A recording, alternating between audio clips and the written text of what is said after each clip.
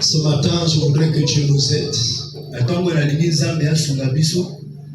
pour que nous terminions notre culte à l'heure qu'il faut.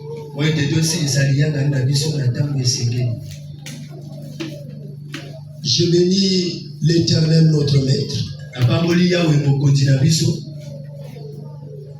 Lui, le Dieu qui prend soin de chacun de nous. Lui qui prépare l'église pour l'enlèvement. Il nous a fait encore cette grâce d'être ici. D'être ici pour parler du Seigneur. Et je voudrais que chacun soit très attentif de la manière dont tu écoutes dépendra le départ que tu prends. Ce départ sera l'un des éléments. Ce départ sera l'un des éléments qui va concourir pour ton salut éternel. Voilà pourquoi chaque fois que tu es devant l'Éternel, devant sa parole, tu dois faire attention de ce que tu entends et de comment tu la mets en pratique. Ce matin, vous attendiez l'un de mes fils, le frère Obombi Iwanza, mais qui m'a fait la passe ce matin. Il dit, papa, tu prends d'abord ma place et moi je viendrai après. Nous allons nous lever pour lire la parole.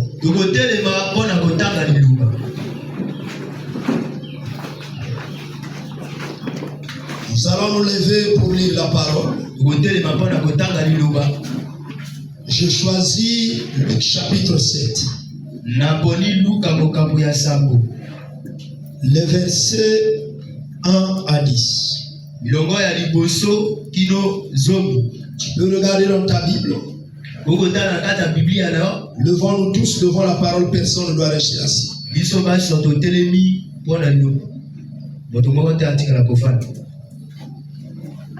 Luc chapitre 7, verset 1 à 10, lisons au nom du Seigneur Jésus. Après avoir achevé tous ses discours devant le peuple,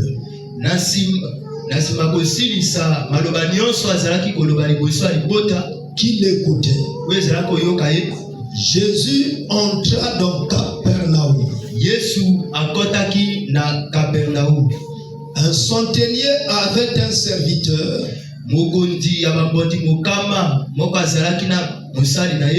auquel il était très attaché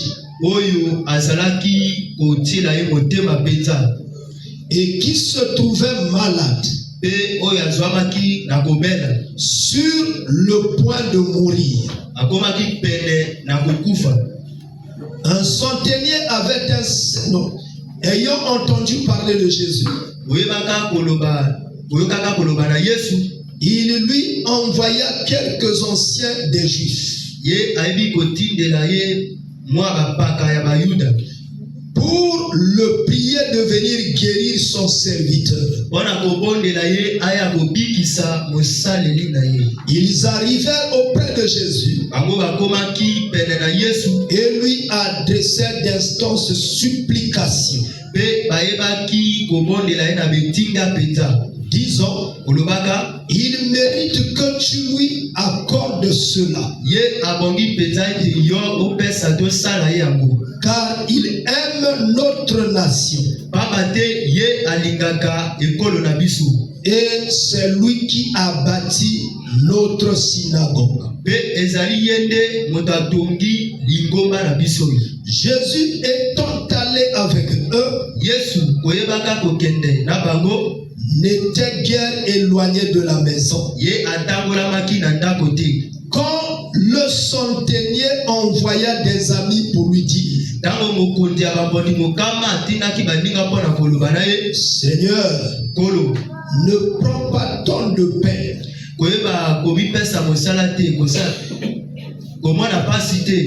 car je ne suis pas digne que tu entres sous mon toit.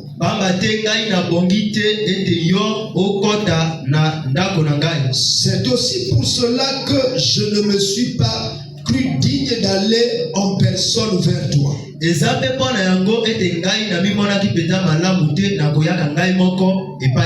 Mais dis un mot et mon serviteur sera guéri. Car moi qui suis soumis à des supérieurs, j'ai des soldats sous mes ordres. Et je dis à l'un va, et il va. À l'autre vient, et il vient. Et à mon serviteur, fais cela, et il le fait. Lorsque Jésus entendit ces paroles, il admira le centenier.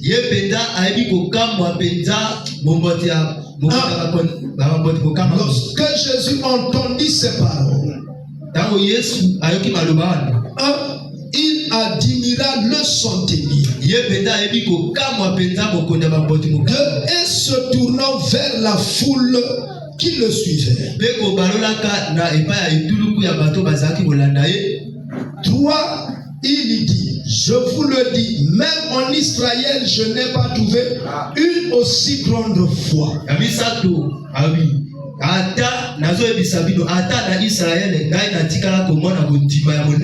De retour à la maison, les gens envoyés par le centenier trouvèrent guéri le serviteur qui avait été malade.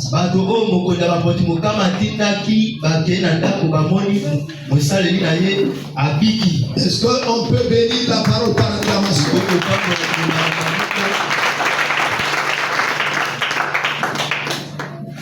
J'ai décidé ce matin d'intituler ce message « Les œuvres qui parlent ».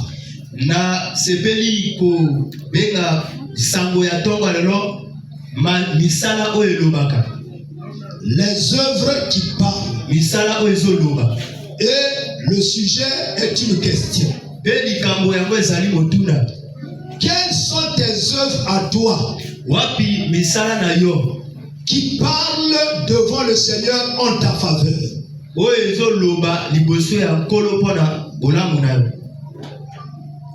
C'est le Seigneur qui est en train de nous poser tous la question.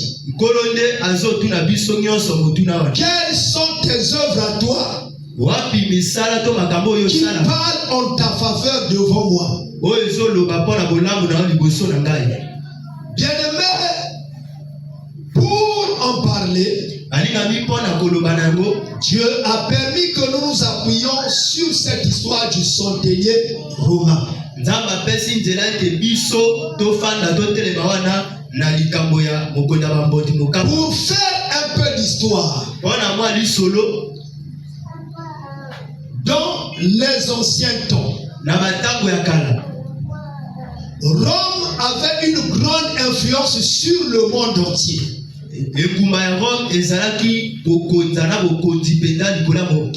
C'était une nation puissante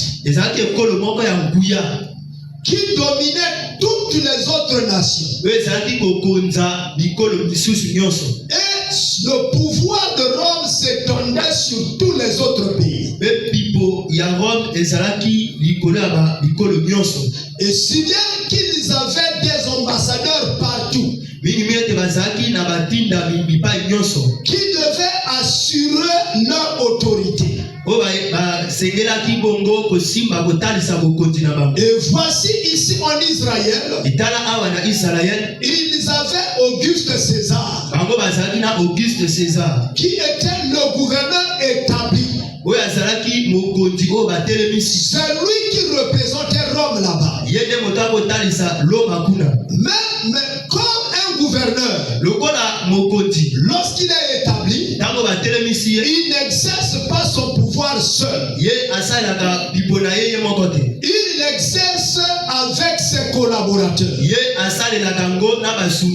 Et si bien il avait des chefs de soldats qu'on appelait des centeniers. Pourquoi on l'appelait des centeniers? Parce que les groupes qu'ils se conduisaient étaient composés de 100 soldats.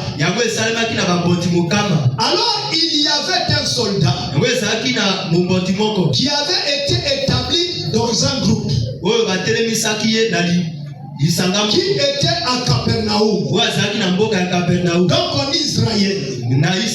Alors lui, il est venu assurer la domination de son pays. Et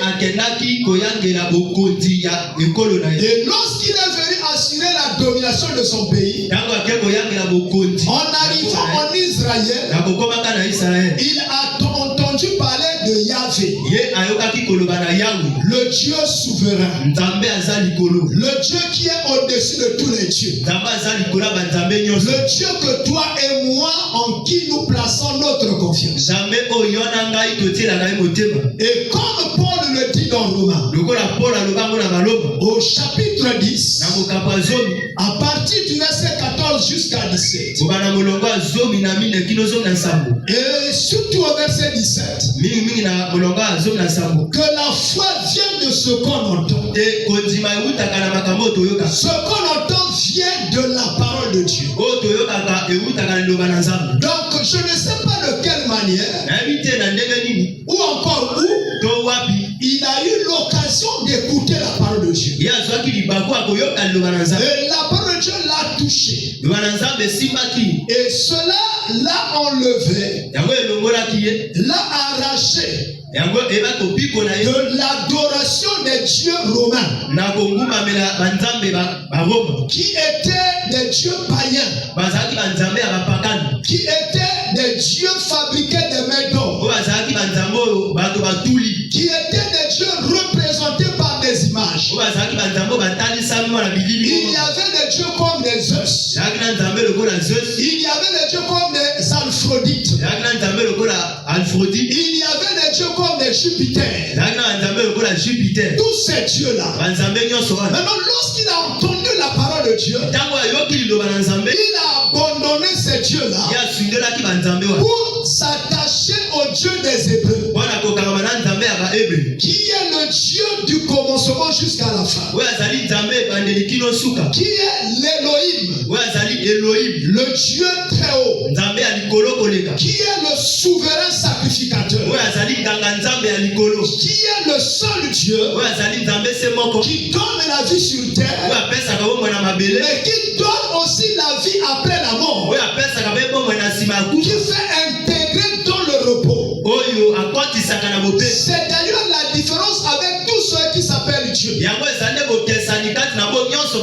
autres dieux, ils peuvent te donner la richesse sur cette terre. Ils peuvent te donner le règne sur cette terre. Ils peuvent te donner la domination sur les autres. Mais tous ceux qui ne peuvent pas te donner, c'est d'entrer dans le repos sur terre et encore après le séjour terrestre. Vivre dans le repos. Ils ne peuvent pas te faire échapper de l'enfer, où tu vivras dans un tourment éternel. Et lorsqu'il a entendu parler de ce Dieu-là, il a dit non. Il n'y a pas d'avantage de suivre les dieux du soleil. ou les dieux de la lune, ou les dieux d'amour comme comment on dit, hermaphrodite. Mais il y a de l'avantage pour suivre Yahvé. Parce qu'il me donnera la vie sur terre. Et il me donnera aussi la vie dans l'éternité.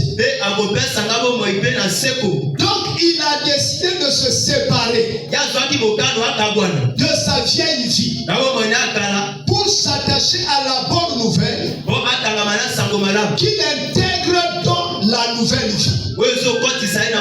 Alors il devient né de nouveau. C'est comme ça que la Bible écrit. Là-bas dans 2 Corinthiens chapitre 5, le verset 17. Si quelqu'un est en Christ, il est une nouvelle créature. Les choses anciennes sont passées et toutes choses sont devenues nouvelles. Regardez maintenant. Cet homme est venu au Seigneur. Il est venu au Seigneur. Il avait été établi par ses maîtres romains comme centenier à la tête d'un groupe. Et à la tête d'un groupe, un groupe de 100 soldats qui devait assurer la domination des Romains sur les Hébreux. Alors, à ce moment-là, il va quitter les coutumes des Romains. Il va quitter les habitudes des Romains. Il va abandonner les pratiques des Romains. Il va maintenant se marier ou adopter maintenant les préceptes de la parole. Il va s'approprier de la parole mot à mot. Et il finira par donner sa vie au Seigneur Jésus. Il devient lui-même un fils du royaume. Lui qui était auparavant un fils des ténèbres, il est passé des ténèbres à la lumière. Et la lumière l'a éclairé. Et il est devenu un fils de la lumière. Or, la lumière, c'est Jésus. C'est lui le soleil levant. Maintenant, je veux demander à quelqu'un ici. Est-ce que toi et moi, nous avons fait les mêmes choses que le centenier romain? Le centenaire romain était né dans une ethnie. Pendant qu'il était né, il a appris une religion. Il a grandi dans cette religion. Et dans cette religion, il a même été élevé comme centenier. Il assurait la domination dans ce royaume. Il assurait la domination de son royaume à lui. Rome sur d'autres personnes. Maintenant, lorsqu'il a entendu parler de Dieu, il s'est détaché de son passé pour venir vers le Seigneur. En se détachant, il a abandonné les mauvaises pratiques, la mauvaise coutume, et il a épousé les préceptes du Seigneur. Maintenant, toi et moi, connaît-il de nos frères? Connaît-il de nous sœurs? Connaît-il de nous jeunes gens? Est-ce que lorsque toi et moi, nous avons pris la décision de suivre le Seigneur, avons-nous abandonné tout ce qui est contraire aux préceptes du Seigneur. D'ailleurs, pour savoir si telle chose ou telle autre est contraire au précepte du Seigneur,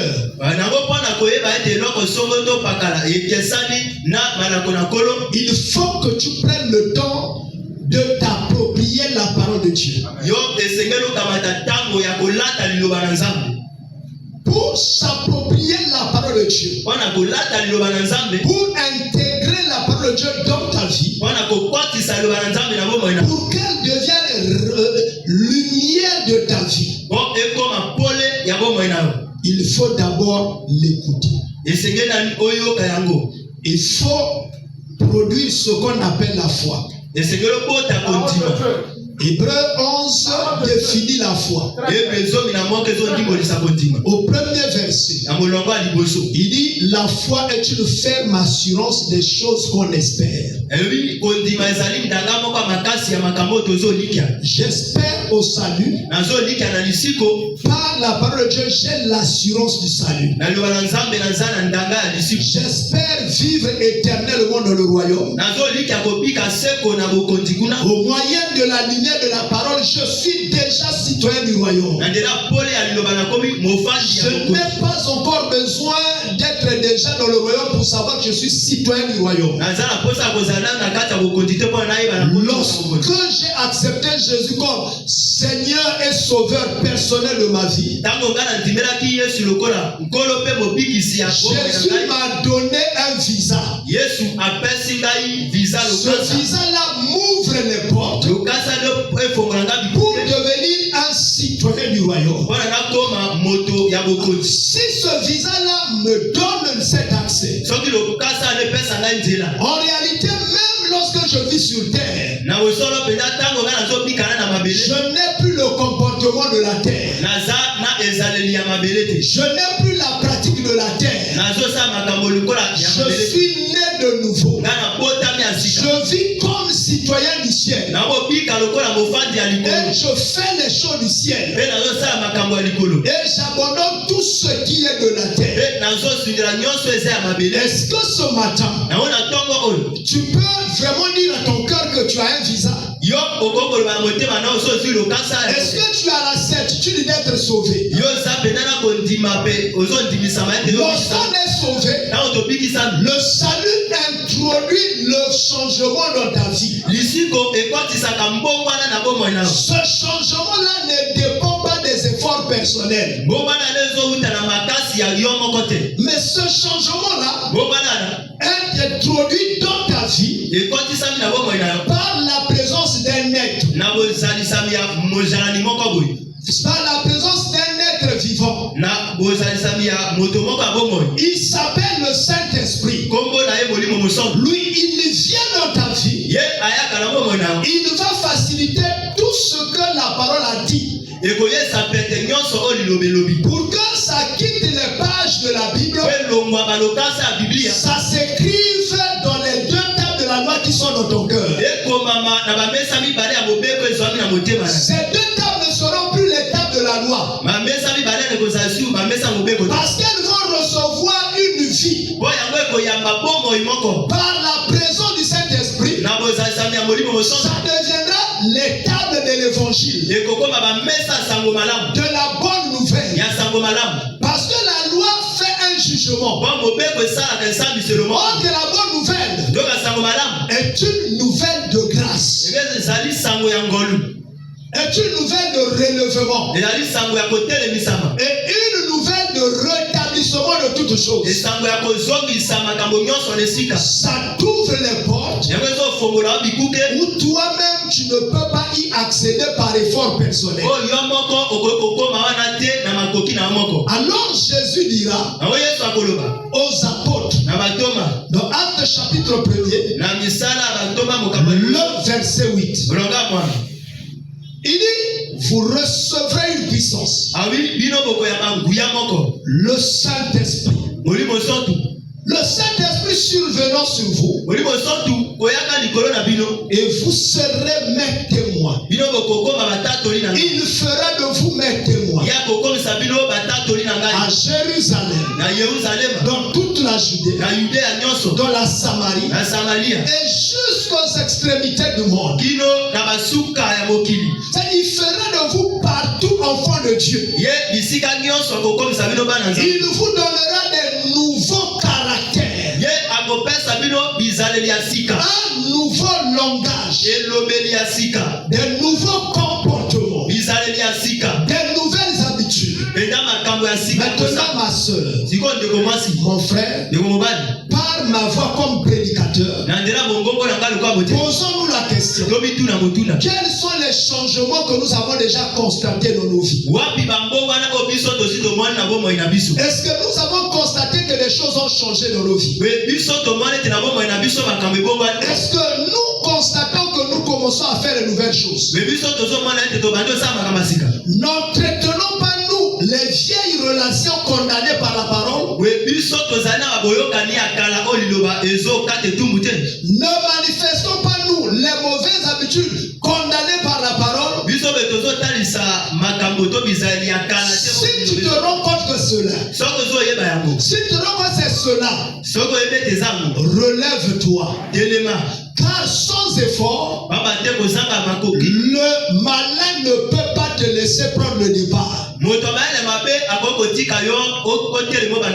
Rappelons-nous tous toujours d'Israël, qui était prisonnier en Égypte.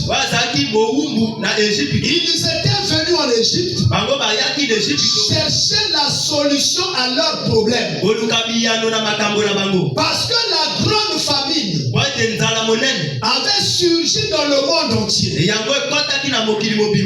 ont décidé de laisser leur propre pays, de voyager jusqu'à venir en Égypte.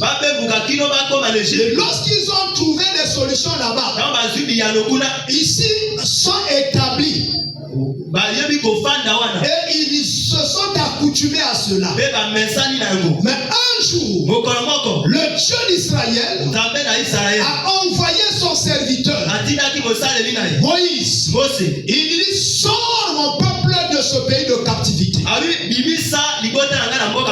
que je vais te dire ce matin, notre Dieu étant le même hier, aujourd'hui et éternellement, il est en train de faire le même travail ce matin. Il est en train de faire le même travail ce matin. Vous savez, nous sommes nés sur terre, mais au fur et à mesure, constatons qu'il y a un problème dans notre vie.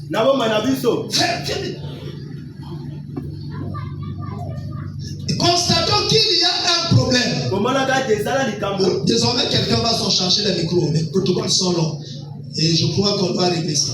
Alors, donc, ils ont venons sur terre et voyons qu'il y a des problèmes auxquels nous sommes confrontés. Nous nous sommes lancés à un certain nombre de choses et qui nous ont fait intégrer dans le monde des ténèbres. Parfois sans que nous le savons. Mon ami, il y a des choses, parfois ce sont les parents qui t'ont intégré dans cela. Parfois ce sont des amis qui t'ont conseillé: non, je connais quelqu'un, je connais une pratique qui pourra t'aider à tel problème. Et puis, en faisant cela, tu es rentré dans cela. Et pourtant, ça t'a donné la solution au départ. Mais au fur et à mesure, tu as compris que tu t'es enlisé. Tu t'es fait prisonnier de cela. Vous savez, je peux prendre des exemples concrets. Des exemples concrets. Pour que chacun comprenne. Parce que lorsque je parle comme ça, parfois on ne se comprend pas. Imaginez, je vous parle par exemple des brigands. Je prends une catégorie de brigands. Les Kuluna. Voyez-vous? Parfois, c'était des enfants bien éduqués. Des enfants ayant un bon comportement. Mais un jour, confrontés à quelques soucis, cherchant des solutions, ont dû rencontrer des amis. Et qui ont commencé à leur conseiller que pour oublier quand même les différents problèmes qu'on a, il faut commencer par boire. Ainsi, ils ont commencé par fréquenter des bars, des hôtels. Je ne dis pas que les hôtels sont mauvais, mais ils ont commencé par fréquenter tous ces lieux-là. Et ils ont pris goût même de toutes les consommations qui sont là-bas. Mais peut-être n'ayant pas toujours trouvé solution à leurs problèmes. Et ils se sont intégrés dans une autre logique. Où les amis disent, voilà, nous on s'en sort parce qu'on fait des braquages.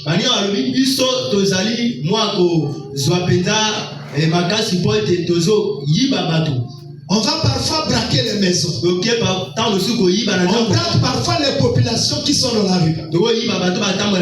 Et parfois au départ il va résister. Il dit, moi je n'étais pas habitué à ces choses. Mais au fur et à mesure que les amis répètent les mêmes choses,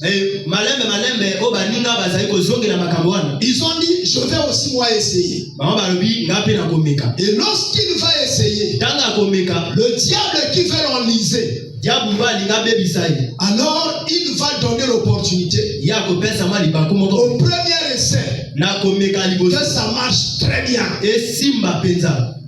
qu'il gagne beaucoup d'argent. Et ils se rendent compte, il dit, mais c'est très bon. Alors il reste dans cette chose.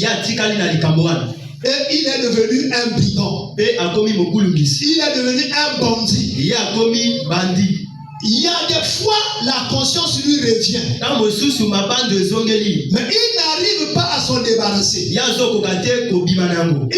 pas à s'en sortir. Parce que chaque fois qu'il va se retrouver en difficulté, il va penser à cela. Comme une porte de sortie. C'est la même chose pour ceux qui ont été emmenés chez les faux hommes et les fausses femmes de Dieu.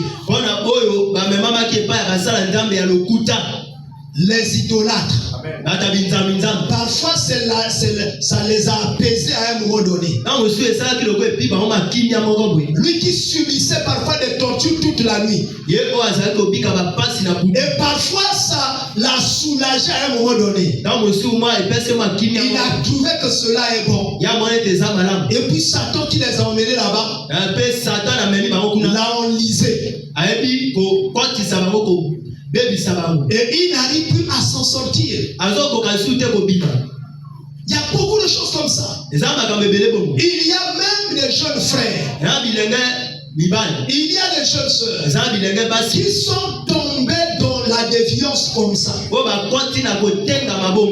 En fumant les cigarettes, en prenant les drogues, en faisant l'impunicité à tout bon bout de champ. Et ils se sont enlisés. Et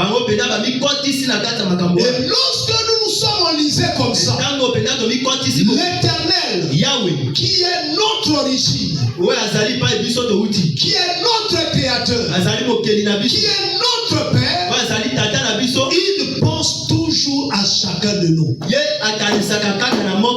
Dieu n'abandonne personne. Dieu ne veut pas qu'un seul aille en enfer. Dieu ne veut pas qu'un seul soit détruit. Mon ami Yahvé t'aime.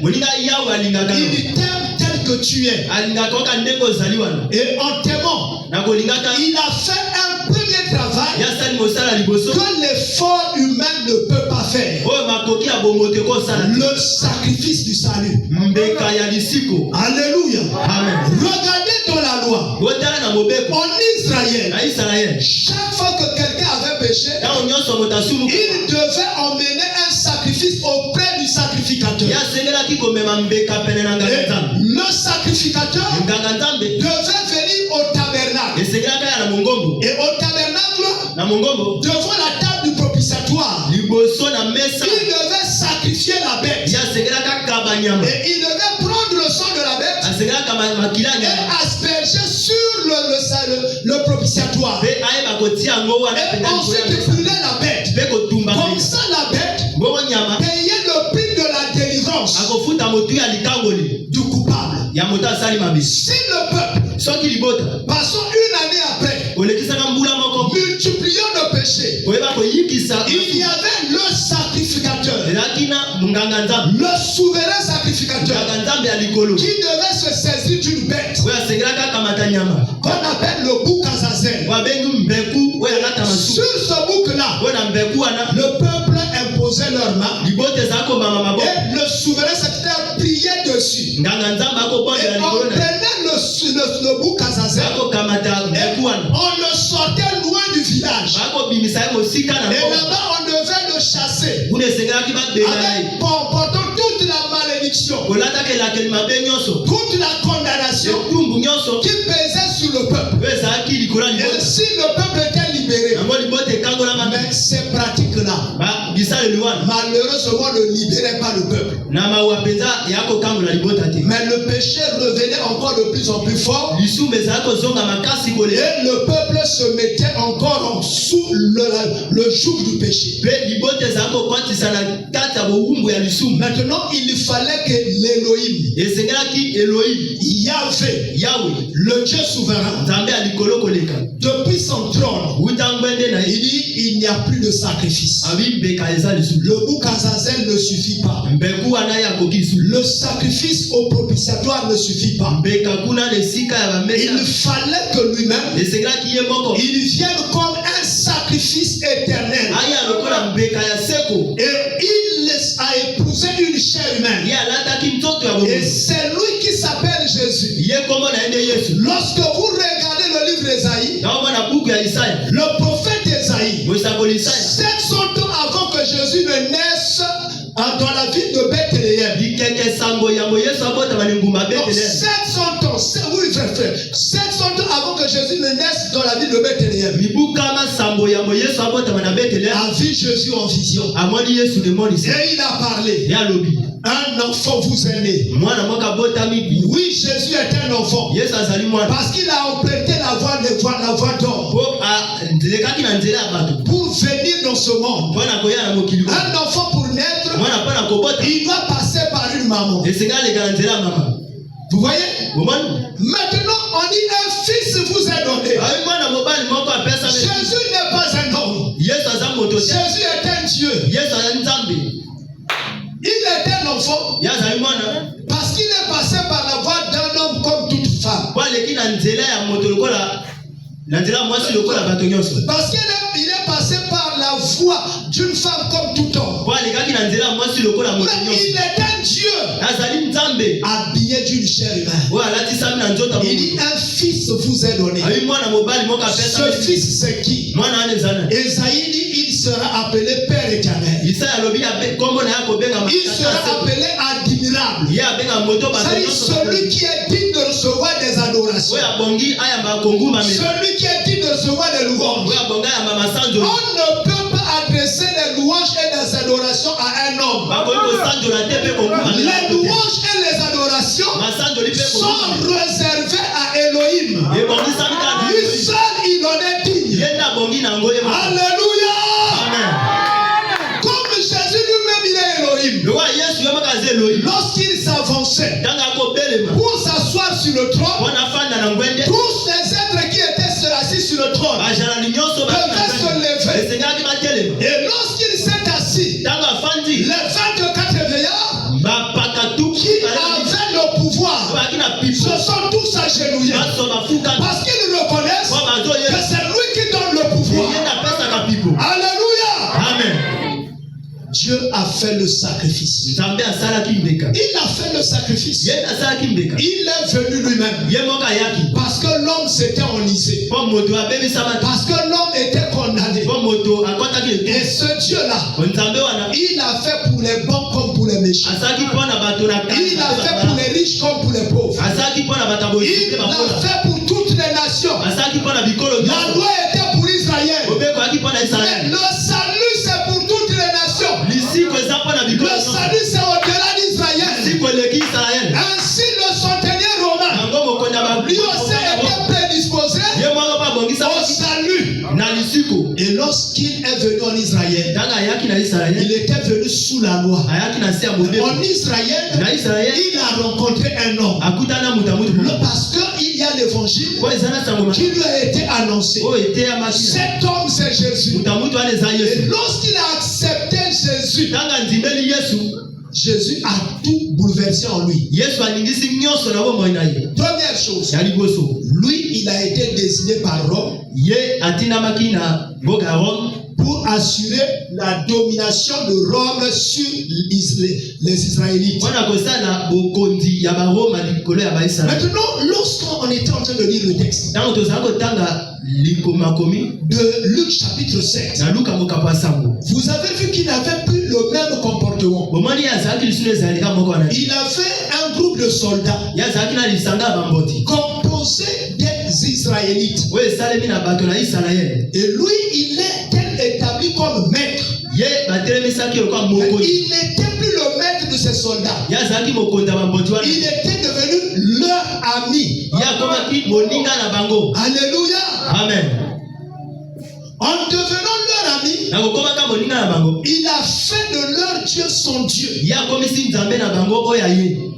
Et ce Dieu-là venant en lui a changé la totalité de sa vie. Vous voyez? Il a commencé à aimer les hommes qu'il commande. Il a commencé à les regarder égal à lui. Mon ami, comment tu regardes les autres? Comment tu regardes les autres? Comment tu regardes ton voisin, ta voisine qui est à côté de vous là? Comment tu regardes le frère qui vient à l'église? Vous savez, l'église a toute forme de personnes. À tout genre de personnes. Il y a même des gens qui viennent dans les assemblées locales, qui viennent comme juges. Comme juge. Ils sont prêts à juger tout le monde. Mais lui seul, il est exempté de la justice. Il ne se juge pas lui-même. Regarde-toi d'abord toi-même avant de commencer à regarder les autres. Parole de Dieu. Vous savez, ton cœur qui te pousse toujours à juger, c'est un cœur non transformé. Parce qu'un cœur non transformé s'établit comme un tribunal avec un juge qui a le marteau pour punir et sanctionner.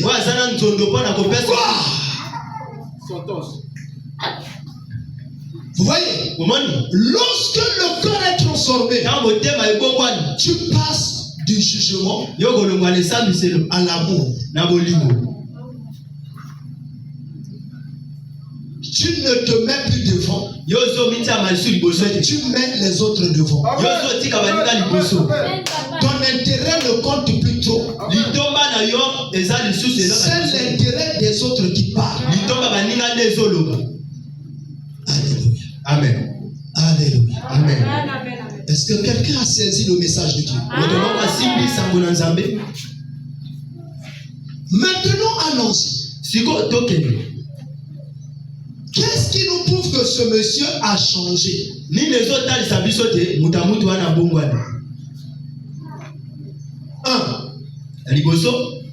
Il avait un amour au-delà de ses efforts personnels.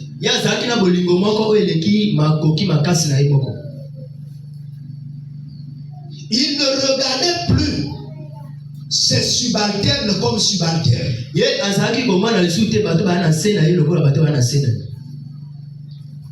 Il les regardait comme des égaux.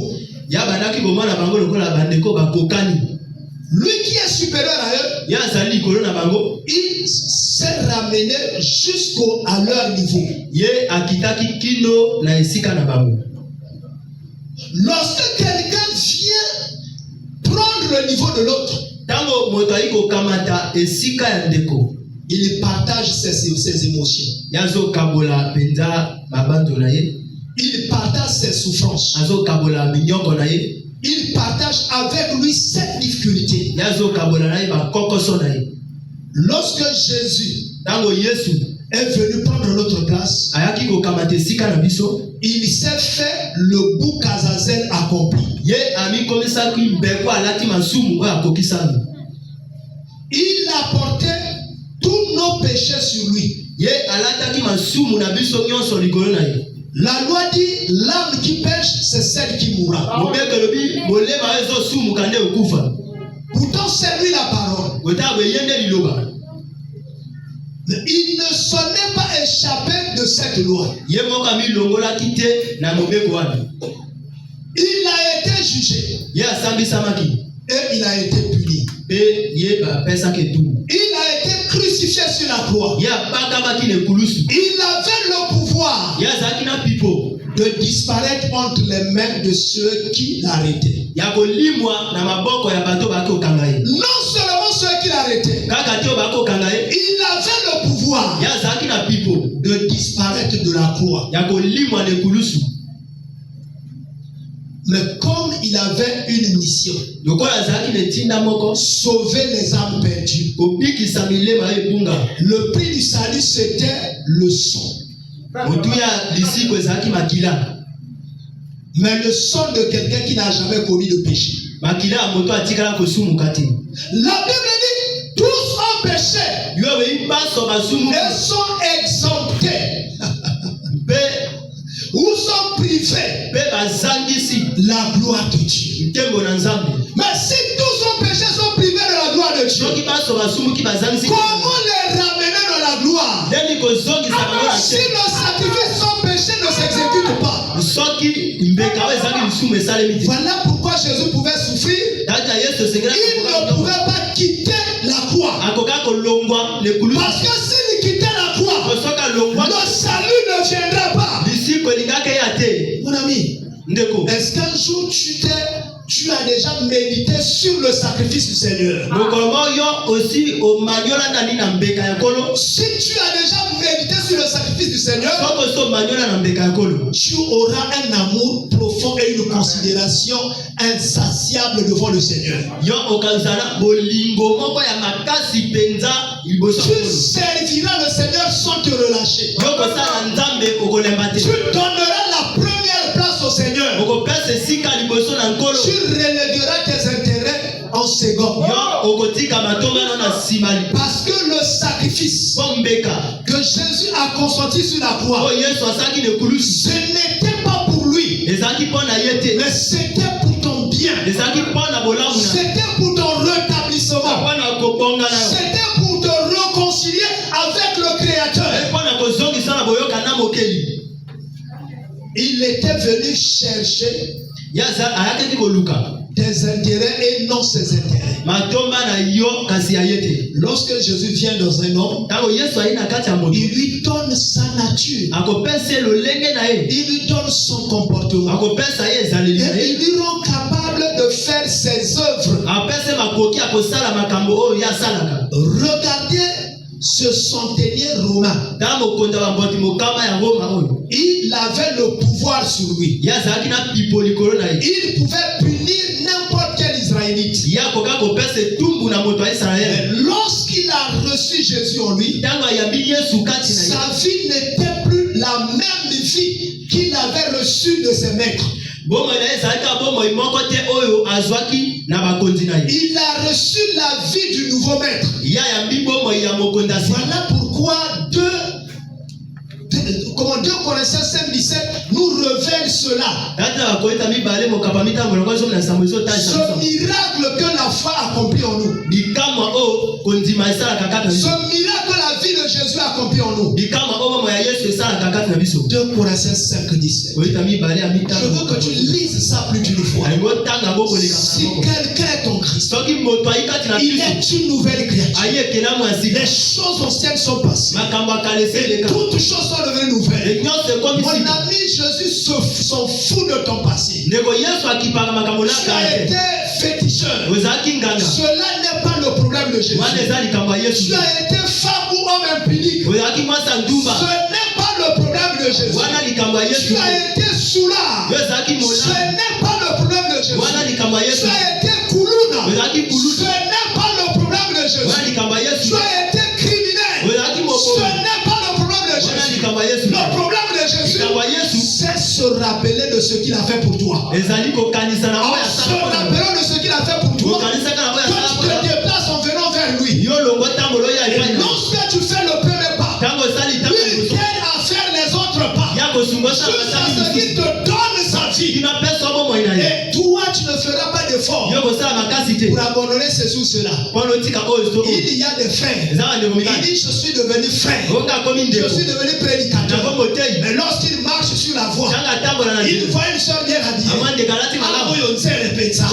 C'est son cœur qui est dans cet état sauvage encore. Qui n'a pas encore le Seigneur. Qui est en train de saigner. Et qui parle.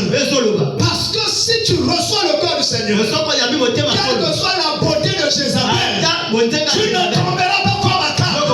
Tu resteras Élie. Alléluia. Amen. Tu resteras toujours debout. Même à la caverne, tu mangeras les sauterelles. Parce que la sauterelle, elle est naturelle. Tu ne t'allieras jamais avec Akab. Tu n'as pas besoin d'adorer Astarté. Jamais. Tu n'en as pas besoin. Lorsque Jésus te transforme, mon ami, tout devient vil. Les maisons n'ont plus de valeur. Les voitures n'ont plus de valeur. Les voyages n'ont plus de valeur. Jésus seul a la place dans ton cœur. Il est la grande valeur de ton cœur. Il est celui que tu cherches de manière effrénée. Tu ne te fatigueras pas pour chercher Jésus. Regardez maintenant le centenier romain. Il ne regardait plus ses soldats comme des soldats. Il était sauvé comme ses soldats étaient sauvés. Il les regardait comme des égaux. Vous voyez ça? Ce que la foi fait dans nos vies, il nous emmène à regarder tout le monde de la même manière que nous regardons nous-mêmes. Si nous voulons notre bien, nous prions aussi pour le bien des autres. Si nous prions pour notre guérison, nous n'oublierons pas de souligner les autres dans notre prière. Rappelle-toi de Acte 16, 31.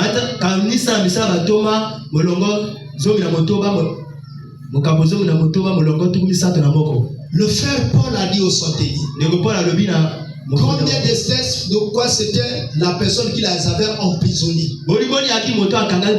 qui les gardait. Mais il lui a dit, dans un grand amour, crois au nom du Seigneur, tu seras sauvé, toi et ta famille.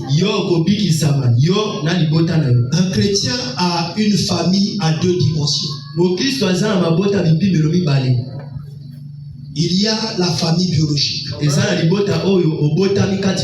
Lorsque tu es sauvé, tu ne prieras pas que le sorcier de ta famille meure.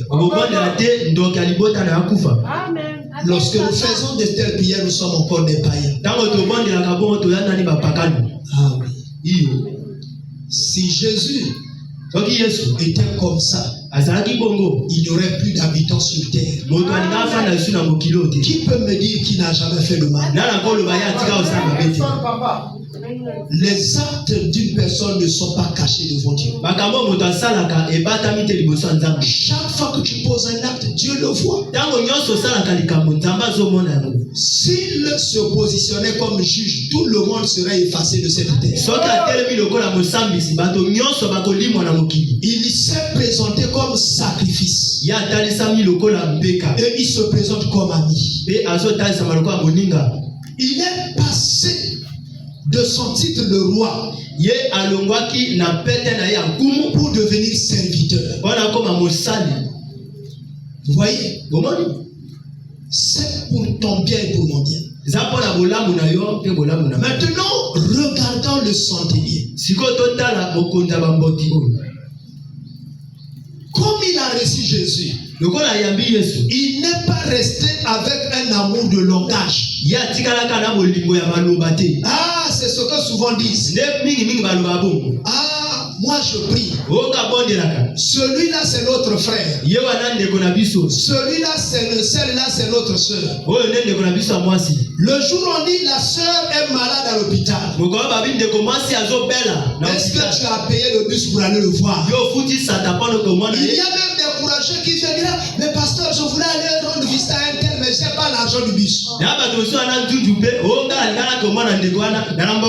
Non, là tu n'as pas voulu le rendre visite. Si tu veux le rendre visite, tu dois dépenser ton énergie. Ton énergie est aussi financière comme elle est matérielle. Tu te dis, sûrement ma soeur qui est à l'hôpital a besoin de manger. Tu peux choisir les bonnes parties de ta viande que tu as préparé. Tu emmènes à ta soeur. Mais si notre foi ça s'arrête seulement pour dire, oh sœur, gloire à Dieu, frère, gloire à Dieu. Si elle n'a pas des œuvres, dans la Bible elle dit, montre-moi ta foi sans les œuvres. Et moi je te montrerai la foi par les œuvres. Les œuvres sont l'expression de la foi qui est invisible. Ce sont les œuvres qui font faire la foi plutôt. Qui révèlent la foi. Toi tu n'as pas les œuvres, tu dis que tu as la foi. Regardez le centenier. Il s'est levé lui seul. Il a bâti tout un temple. Il a équipé le temple tout seul. Il n'a pas accusé quelqu'un. Il n'a pas dit que vous m'avez laissé tout faire. Seul il a bâti le temple. Le premier temple que tu dois bâtir, qui est obligatoire pour tout le monde, c'est que ta vie devienne un temple. Ephésiens chapitre 2 le dit. Nous sommes le temple de Dieu en esprit. Lorsque tu lis les versets 19 à 21, la Bible dit nous sommes le temple de Dieu en esprit. Mais le temple, c'est là où il y a le règne de Dieu. C'est là où il y a le langage de Dieu. C'est là où il y a la gloire de Dieu. C'est là où Dieu se manifeste. Est-ce que tu peux te poser la question? Est-ce que nous pouvons nous poser la question? Est-ce que nous sommes le temple de Dieu? Est-ce que par nous la gloire de Dieu s'éclate? Est-ce que l'amour de Dieu par nous se manifeste? Alléluia. Amen. Alléluia. Amen. Regarde la négligence que tu as même pour écouter la parole de Dieu. Tu viens à l'église de manière languissante. Avec beaucoup de retard. Ce jour-là en Israël, c'était un jour où on ne posait pas de marmite sur le feu. Le Shabbat était un jour réservé à l'Éternel. Le Shabbat, c'est le repos. Un jour réservé à l'Éternel. Lorsqu'on parle de Shabbat, dans la vie des chrétiens, c'est un repos continu. Amen. Regardez le centenier. Il a construit la synagogue, le temple tout seul. Sans se plaindre. Sans se comparer à quelqu'un. Sans dire aux Hébreux, c'est votre Dieu, le Dieu des Hébreux. Il n'a pas dit maintenant que j'ai construit le temple. Alors c'est moi qui dominerai tout le monde. Alléluia. Amen. Vous savez, nos partenaires, Lorsqu'il a mis l'argent pour qu'on construise le temple, pasteur, il faut que moi je devienne diacre. Et voilà pourquoi moi j'ai pas voulu que les gens s'asseyent devant. Parce qu'il y a des gens qui vont se battre seulement pour ça. Seulement pour s'asseoir devant. Alléluia. Amen. Et surtout qu'aujourd'hui on ne veut plus s'asseoir sur les chaises mais sur les fauteuils maintenant. Oh, j'aime ça. Alléluia. Un jour la sœur Priscilla m'a dit, papa, je vais te fabriquer un fauteuil de 3 places. Je dis, ma soeur, c'est bien, tu as eu la bonne pensée. Mais est-ce que le fauteuil de 3 places me changera?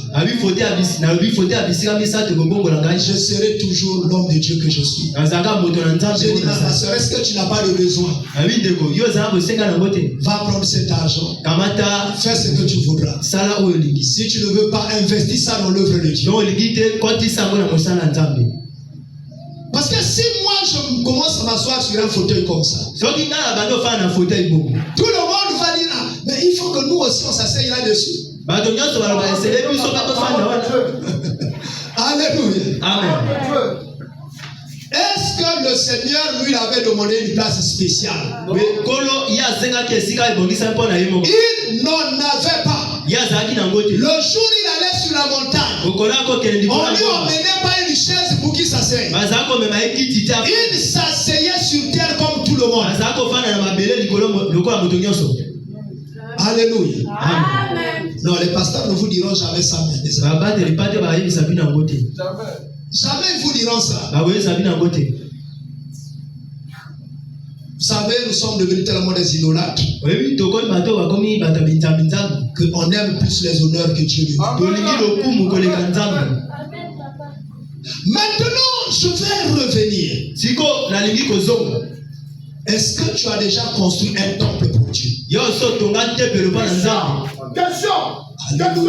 Très bien, papa. Qui a déjà construit un temple pour Dieu?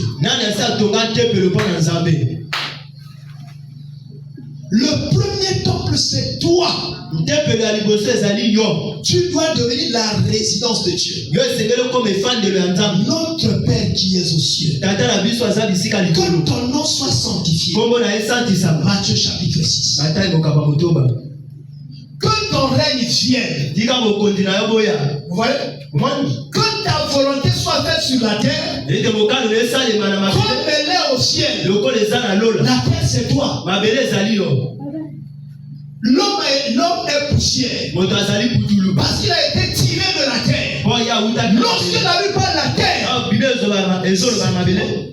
devenir un temple de Dieu, c'est se laisser conduire par Dieu sans réserver une partie pour toi-même. C'est une soumission totale. C'est une obéissance totale. Maintenant nous sommes en train de parler des œuvres qui parlent. Est-ce que toi tu as déjà posé un jour les œuvres qui parlent? Maintenant le serviteur du centenier est tombé malade. Il était au point de mourir. Mais lui, il savait qu'il y avait un homme qui s'appelait Jésus. Lui, il est le Dieu sur terre. Il a les solutions à tous les problèmes. Il dit, allez chercher moi cet homme. Allez chercher moi cet homme. Il envoie ses soldats. Il dit, ah, mon frère à moi est en train de mourir. Allez chercher le Seigneur. Et ils sont partis chercher le Seigneur. Pendant qu'ils sont partis, et il s'est rendu compte que le Seigneur est tellement grand. Je ne peux pas le faire marcher jusque chez moi. Regardez le niveau de l'humilité. Regardez le niveau de l'obéissance. Regardez le niveau de la crainte. Est-ce que tu as la crainte de Dieu? Lorsque tu te mets à critiquer tout le monde, est-ce que tu crains le Dieu qui est devant toi? Alléluia. Amen. Est-ce que tu peux te dire, lorsque je suis en train de parler mal de quelqu'un, ce Dieu-là m'entend? Est-ce que tu as déjà imaginé ça? La crainte de Dieu. Ce type-là avait une crainte de Dieu. Il dit, je ne peux pas faire marcher le Seigneur jusqu'à moi. C'est moi qui dois aller vers le Seigneur. Il y a des gens qui se chamaillent avec le Seigneur. Moi j'ai eu tel problème. J'ai prié. Le Seigneur n'a pas donné la solution. Moi je ne vais plus à l'église. Il devient mon ennemi. Le pasteur n'est pas venu me voir. Il faut que le pasteur vienne ici. Pourquoi je ne parte à l'église?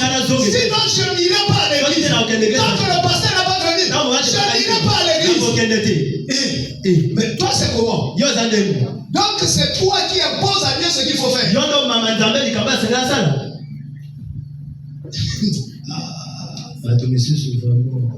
Ah! Oh! Papa est au Talangati. Ah! Donc papa n'est église. Alléluia. Amen. Je dis que c'est le représentant légal du Seigneur. Non frère. Non ma soeur. Ne nous chamaillons pas avec Jésus.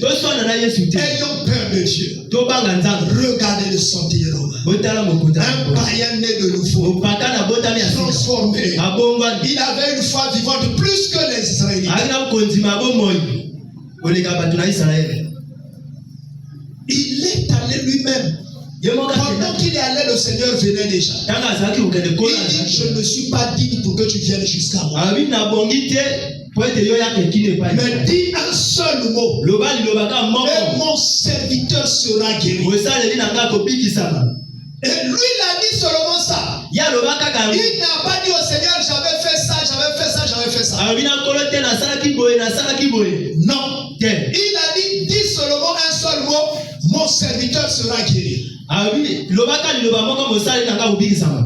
lorsque lui il disait ça, quelqu'un d'autre, Israélite, a dit, Seigneur, lui il mérite cela.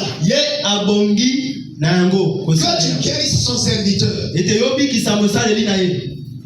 Il dit Seigneur, lui il a bâti le temple tout seul. Il aime notre nation. Il aime notre foi. La preuve, c'est qu'il a bâti le temple tout seul. Bon, maintenant toi, quelle est la preuve que tu veux montrer au Seigneur?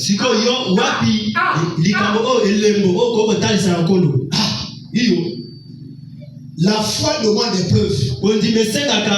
Montre-moi ta foi sans les œuvres, je te montrerai ma foi avec les œuvres. La foi doit parler. La foi, ce n'est pas une théorie. Toi, quelles sont les œuvres de ta foi? Qu'est-ce que ta foi a déjà produit? Où ces œuvres-là peuvent plaider devant le Seigneur. Je m'arrête ici. Pour que quelqu'un lui-même médite. Depuis que je suis dans le Seigneur, est-ce qu'il y a une seule œuvre qui peut crier? Quel est le sacrifice que j'ai déjà fait qui crie devant l'Éternel? Quel est l'acte que j'ai déjà posé qui peut intercéder pour moi devant le Seigneur? Moi je ne prie pas, mais l'acte va prier. Les œuvres parlent. Les actes parlent. Les actes sont des intercessions que toi tu as plantées. Dans le Seigneur, il faut planter des actes. Il faut faire des œuvres. Les œuvres parleront tout seuls. Sans que tu parles. Cet homme a dit, Seigneur, mon serviteur est en train de mourir. Seulement une fois a crié. C'est la voix de l'ange. Il mérite cela. Un intercesseur a crié. Quelle est l'œuvre qu'on se rappellera de toi? On dira tel frère mérite telle chose.